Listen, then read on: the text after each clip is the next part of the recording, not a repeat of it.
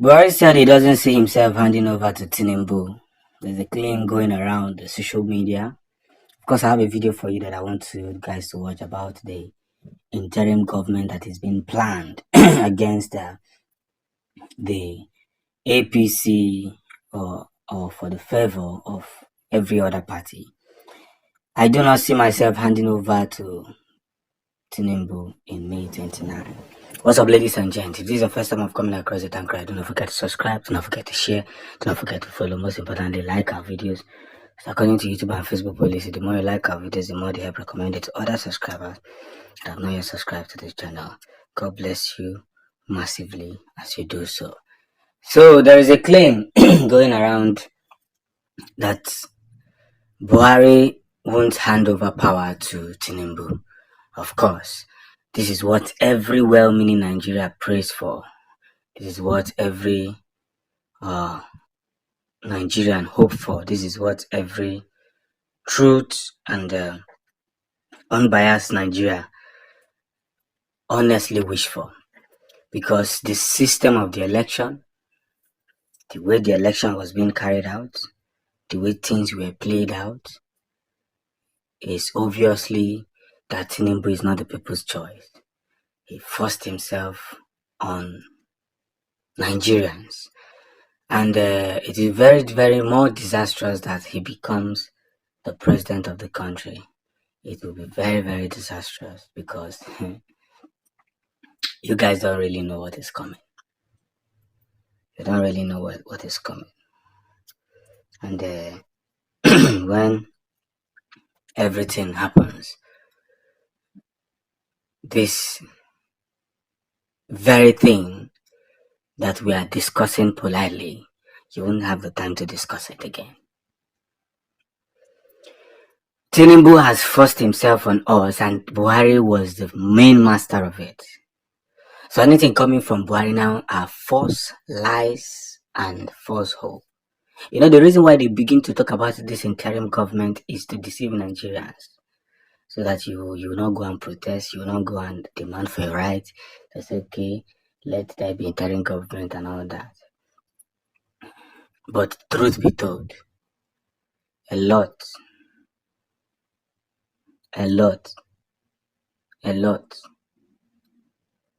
is already happening. A lot is already happening. And that is why if we should allow Tinubu to get into that seat, even the APC who voted him, they are yet to realize the calamity that they voted into power. Look at just a few days ago, some outbursts came out and they were protesting, agitating and saying that the money that the outbursts, the bus conductors and the drivers were protesting, saying that the money that outbursts are charging them is becoming too much, 13,000 naira. But you voted them into power. You voted them into power.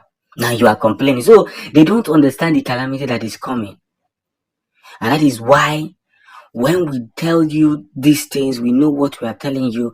If Tinubu should enter there, hey, some of you who voted him will wish that you never made that mistake. Now, I heard that in Lagos now that they will tell it to your face that we are the one that rules the country. You can hear what Portable said, Zazu. He said he voted APC, he was for APC, and they run the country. This is the mindset of every tout who voted this Tinubu into power. And yet, you have failed to realize the risk that is coming up. You have failed to realize that there's something huge that is coming up. You want somebody to come and tell you. I feel so sad today when I saw a video, and the sadness is really getting into my soul. Genuinely, deep down me, I don't want this man to be into power. Because people's mandates have been stolen. How many people were reportedly killed during the time, these 8 years of Buhari in power? over thousands, uncountable, killed by the government, not by terrorists. Imagine what will happen when somebody like Tinubu, who was involved in the SARS tollgate massacre, imagine what will happen. Take your time to watch this, what Rufai has to say about this interim government and why Buhari thinks that he won't hand over. But anybody that is telling you about interim government, do not believe it. We are going to restore our mandate. Watch. Let's perish the idea of any interim government. We cannot go back to the June 12 days. We all know what happened to Nigeria that time. We all know how we became even an international pariah. We all saw the effect of what it did to the image of Nigeria. And the court of law said, no, it is an illegality. It shouldn't have even happened then. We can't go back to those days. That's number one.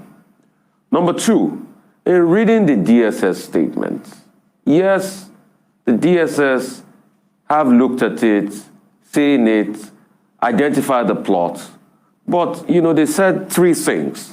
That some people will go to the courts to go get some injunctions. To a large extent, I feel people have a right to go to courts. Is it that the DSS does not trust the judicial process? It says getting frivolous injunctions. I want them to expatiate further on that. It said in protest, people will force, protest in such a way that it will cause chaos across the country, and there will be a declaration of this. No.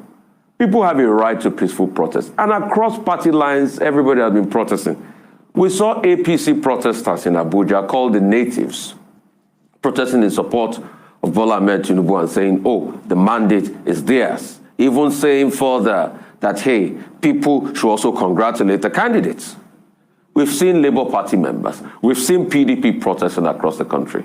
This is a constitutional right for people to be able to protest peacefully.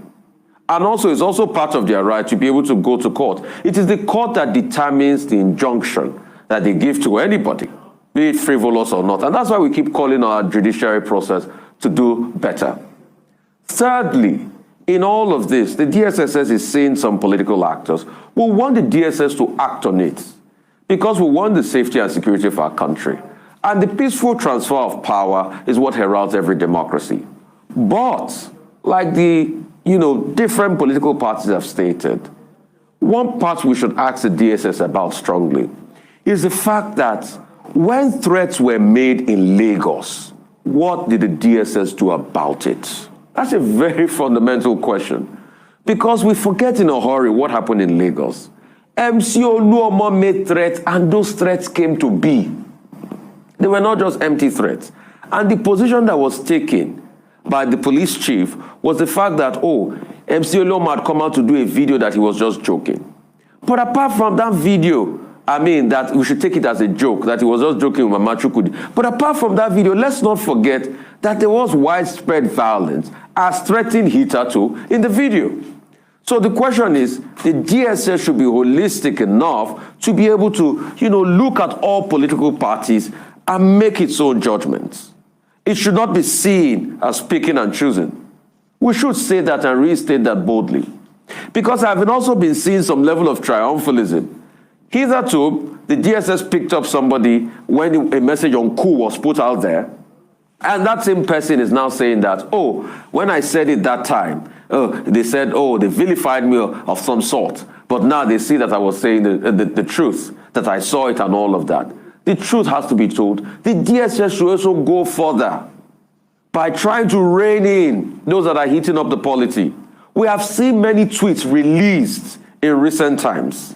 And the DSS should not just take this. Should not just make general publicity and say, all political actors should pipe things down. They should go one step further. But, please, elections have been won and lost. The next process is to go to court. All we can do is to call on the judiciary to ensure justice. And that's what we want. People also have a right to peacefully protest. But when the court make their decision, we should also remember that the collective development of our country should be our priority. We should not plunge ourselves to chaos like is currently happening in Kenya. That even after the court has ruled, there's been protests. Only last week, members of Azimio decided to stomp on the State House. And that has brought about many reprisal actions in Kenya as we speak today. We do not want that. We want peace for the growth and the development of our country, but we must also be fair to one another, give people the chance to air their views, and let everybody settle things out, because we want a great country called Nigeria.